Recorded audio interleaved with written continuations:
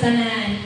Ngayon ko tuharong sa bagay sa ato testimony sa atong kaubanan na usan siya kainahan, active, ang makita dyan din mo ang kanang kuan ba sa mga buluhaton na agad siya, labi na din sa pag-decorate, active kayo siya nga inahan, yan dyan ginapaningkamutan kung unsa siya, kung isip sa Kristuhanan, unsa siya sa iyang mga kasilinganan, sa iyang kahayag, makita, dan agad yan sa iyang kinabuhi. Hindi na lang kadugayan no, ang pagtawagon si Sis Mira.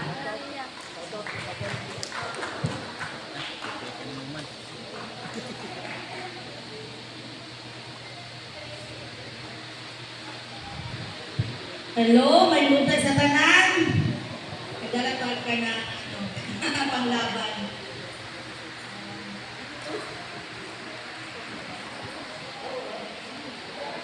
Nagdalatag ko dito kay ano ka na maana mamunta diri. Lalo na sa pangimustron, unya usahay, ulba. So dili na to mahal na ay sayang ang ato mga kadaugan. Na dili na to maklaro no. Isa ko na siya ato mga kadaugan, ma-share na to sa ato ang mga isig ka magtotoo kay kanang ko. Mahilugtuman kay nila nga grabe ang garian sa atong isa kaigsoon pero hangtod karon nagpabilin nga mo barog sa tubangan sa matagusa no. Nga nindot yun tayo ang kanang kinabuhi o ang kamaayo sa Ginoo.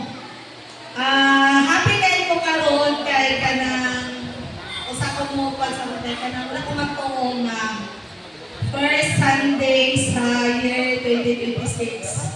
Ako ang nag-testimony. So, magpasalamaton niya ko sa Ginoo kay kanang tumusap may sa kinabuhi sa akong kinabuhi kada mo nila Ginoo no. So,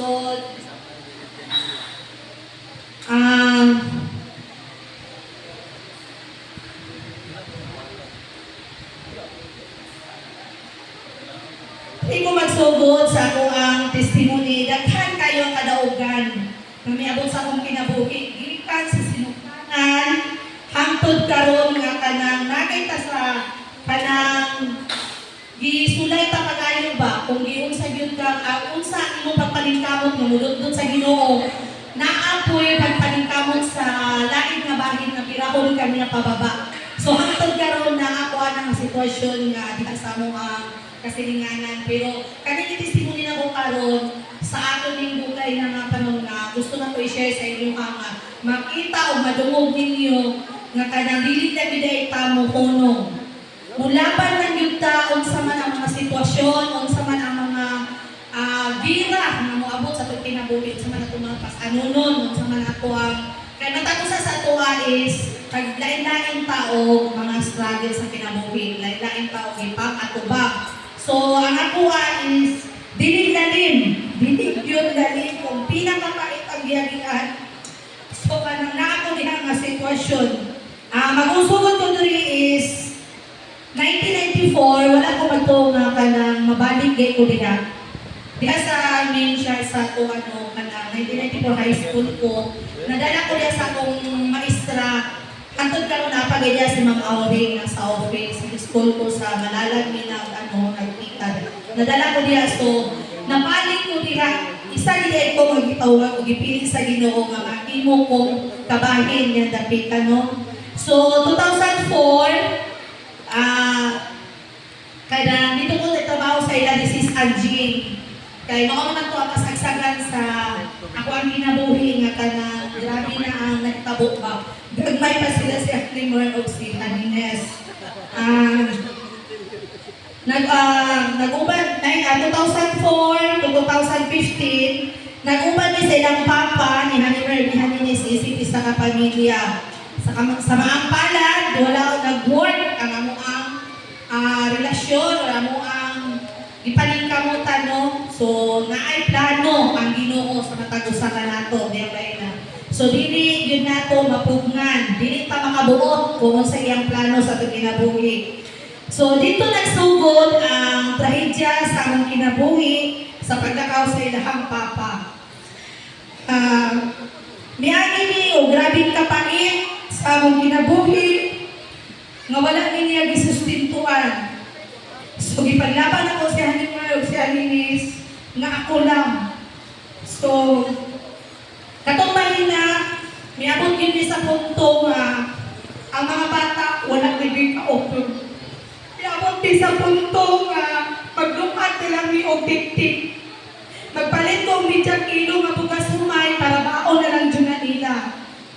So gusto lang din ako na-share kay ano, para nga dihan tanggapin ang makasurvive dili tapos tagda ni Lord. So katong panahon na grabe ang pagpalinkamot na ko nga kaya ginapugos kay nako ang sitwasyon nga musustinto lagi nilang papa, gipailan akong kaso, lugay ang panong tulong at tuig. Wala yun siya mihatag. Every time nga mga bata na ay ka ng mga contest na pilan sa district kay ginapambato ginasinaduha sa mga ano. So akong kwarta 30 pesos lang. G's pa man ang pamasahe sa una. G's pa only, G's ang pangato. Kung sa ginabuhat na ako, inakitakan mga mama magtapok dala sila mga anak kay ginakontes gudulagan kada lungsod na mga abot sa ligos. So ako ngayon si Halim ayaw lang dyan pa ngayon. Ayaw lang dyan pa ngayon. Ayaw sa ipiti na tuli. So ginapatawagan ako yung papa. Iko lang mo ingon. Kinsa ano mga ina ko. Dili kayo wala yung kahatag yung papa kaya trabaho. So, moto ay tapo na daghan migiagian nga grabe. Mamunit na lang ko dahon niya sa palibot para lang yung makasurvive me.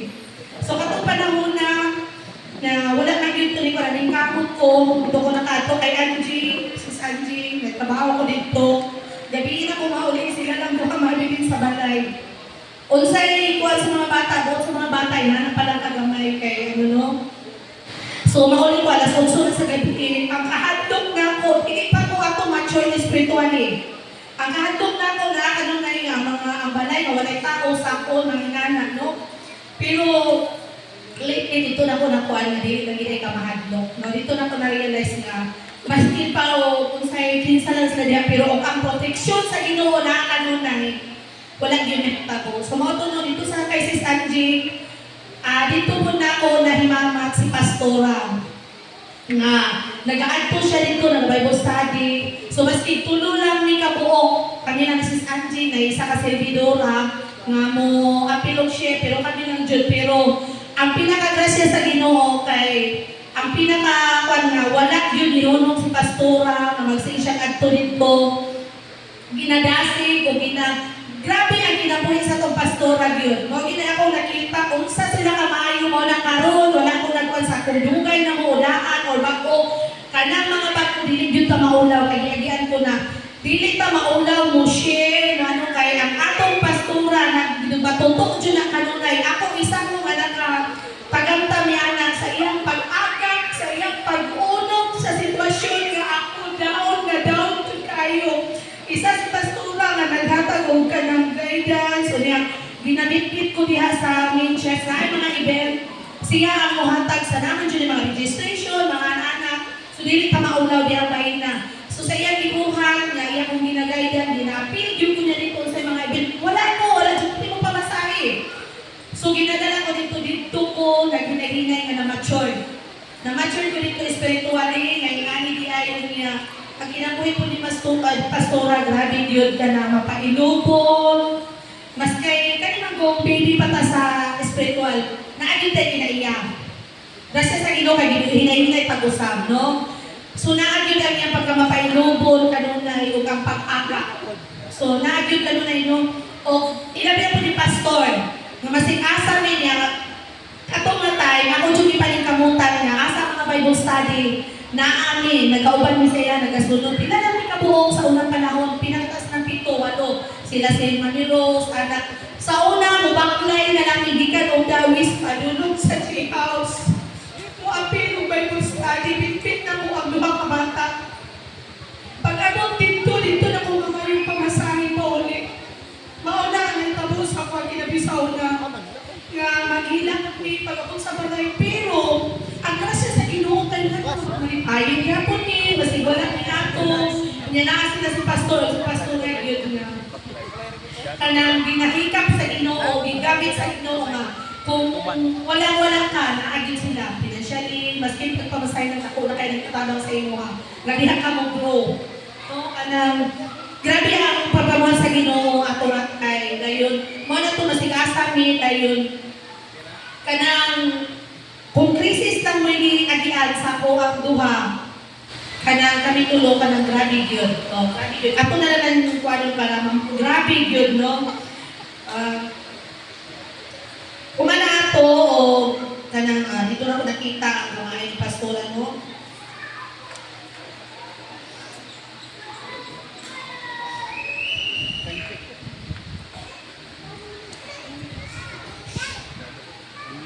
So, balik na dito sa kadaugan nga ako ang ginisgutan. Katong sige na ko pamukos, bahid sa sustento sa ilahani-hani. Na high school, kung pa sila ako, elementary to high school, ano no? Grabe, pila ka tuig ang kaso, tulo ka tuig. Wala joy na ko kay dili siya kay gusto niya pabaligon ni ano no. So, miabot ang panahon nga kanang ano na, kanang dili ka lang po dili kay gamay na ang oras no. So dili basahon ako pa sa Jeremiah 33:3. Sampita ako tubagaon ko gayon ikaw ipakita ko kanimo ang kahibulungan o katingalahan nga butang nga wala masayri. So dili ang gibuhat nako mga igsoon, wala ko'y laing gibuhat sa una kung dili katong sa sige na ko pa magpagpamukos wala medyo nahitabong mga ayo. So giampo nako sa Ginoo, gihilang nako sa Ginoo ang tanan o dito nakita ang pulong nga giingon diriyo kahipulungan o katingalahang butang. Pagsugod yun nila sa high school sa senior high sa UM, dito ang dakong milagro magiging sa Ginoo tungod sa akong pag-ampo, pagpaubos, paghatag og pasaylo nga giatagan na gyud nga mo kanang Lord ikaw na ani bahala tanan. So dito nagpakita ilang amahan o dakong dinhi kani nga pulong nga giingon nga kahibulungan butang no wala gina ko masayro kinsa man nagtuo kapag suko dihan dapita naa ang ilang amahan naghanag ano sa tanan maski piso hangtod karon natagamtang sa duha ka bata nga wala jud may piso nga gihatag sa ilang o dili ano tanan sa ilang papa. Sumuna ako kasi nga Lord at kani mga kaisun ayaw ng jud mo paghunong unsa ang krisis bagyo nga moabot sa atong matag usa ka kinabuhi kay kung akong lang sa tawhan dili na nako to kaya. Pero grabe si Lord kamukat sa akong kinabuhi nga hangtod karon kami pa na nakatagamtam. Hangtod karon nagpabilin ni nga kanang na ami baro kami tanan nga alagad pati ang duha ka bata naa tungod sa grasya sa Ginoo. Nga wala yun siya nag-ulang unsa lang ang sikreto pag-ampo. No? Pagpasalamat sa kanunay, pagpailog, maghulata sa iyang plano, dili sa magsigyo pamugos, amat kong ano ni Sis Grace, dili ka magsitag pamugos, maghulata sa plano sa Ginoo. O ang pinangalas, ang pagpasaylo yun. Kaya kung dili nito hatagan pasaylo, walay blessing nga maabot kayo jud kaayo. Di ka nga gihatagan og pasaylo ang iyang papa dito gyud nagusukod ang tanan nga grasya. Santod karon nagtagamtan na mo kanang wala na tay oras. Daghan gyud ta kay kadaugan no. Daghan gyud kay kadaugan nga gihatag sa Ginoo sa kuha ug salamat kay Lord. Si Lord na gyud ang mahimaya sa tanan. Pailog lang sa amen.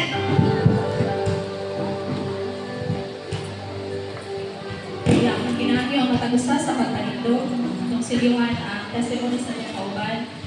Yes, Lord, salamat kay Ginoo, Father God, sa kinabuhi ni Sis Mira, kauban na niya tibok pamilya. Salamat, Lord, ang matagusan ka naman, Ginoo, Lord God, magmusganon, Ginoo, Lord God, Lord, sa mga pagsulay, Lord, maagian. Salamat, Lord, sa tuig 2025, Ginoo, Lord God, nagitagaan din ninyo. Sa matag adlaw, Ginoo, Lord God, ang grasya, Ginoo, Lord God, maulog ka sustain. Kanako, Ginoo, Lord God, sa tigoong tuig sa 2026, Ginoo, Lord God, salamat, Lord, sa mga milagrong butang ang masinati diha kanimo. Salamat sa kalinaw, Ginoo, Lord God, luyo sa mga pagsulay ng mga agian, Ginoo, Lord God, mamahitumin, maginusganon, Ginoo, Lord God, malipayon, Ginoo, Lord God, salamat sa Diyos. Bisan pa man sa testimony ni Sis Mira, Ginoo, Lord God, imong sa imong mabili na dugo, Lord God, nga dili pangkawat sa kaaway, Lord God. Dalayon ka, Lord, sa walay katapusan.